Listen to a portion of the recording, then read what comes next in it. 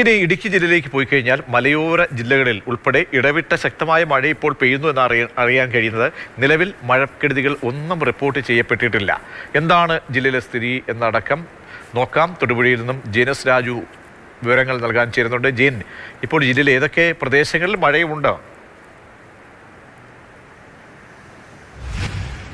പ്രജീഷ്, ഇടവിട്ടാണ് ശക്തമായ മഴ ജില്ലയുടെ ചില കേന്ദ്രങ്ങളിൽ പെയ്യുന്നത്. പ്രധാനമായും തൊടുപുഴ മേഖലയിലാണ് കഴിഞ്ഞ മണിക്കൂറുകളിൽ ശക്തമായ മഴ പെയ്തത്. 2 അരയോടുകൂടി മഴ ആരംഭിച്ചു. അതിനുശേഷം ഇടവിട്ട് ചില സമയത്ത് മഴ പൂർണ്ണമായും മാറി നിൽക്കും. അതിനുശേഷം വീണ്ടും മഴ പെയ്യുകയാണ് ചെയ്യുന്നത്.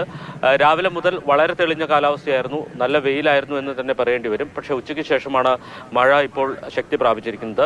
ഇതോടൊപ്പം തന്നെ മലയോര മേഖലയായിട്ടുള്ള രാജാക്കാട്, നെടുങ്കണ്ടം മേഖലയിലും കഴിഞ്ഞ മണിക്കൂറുകളിൽ മഴ ലഭിച്ചു.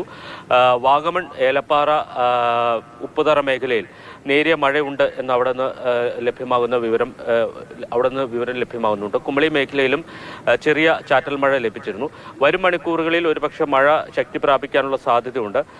മുല്ലപ്പെരിയാർ ഡാമിലെ ജലനിരപ്പ് കുറയുകയാണ്. വളരെ പ്രതീക്ഷയോടെ ആശങ്ക കുറഞ്ഞു വരുന്നു എന്ന് കരുതുന്ന സമയത്താണ് വീണ്ടും മഴ ശക്തി പ്രാപിക്കുന്നത്. അതോടൊപ്പം തന്നെ നെടുങ്കണ്ടം മേഖലയിലും കഴിഞ്ഞ മണിക്കൂറുകളിൽ മഴ പെയ്തു എന്നത് ആശങ്ക ജനിപ്പിക്കുന്ന ഒരു കാര്യമാണ്. കാരണം കഴിഞ്ഞ ദിവസം പെയ്ത മഴയിൽ ഏറ്റവും കൂടുതൽ നാശനഷ്ടമുണ്ടായത് നെടുങ്കണ്ടം, കല്ലാർ, മുണ്ടിയേരിമ, തൂക്കുപാലം മേഖലയിലായിരുന്നു.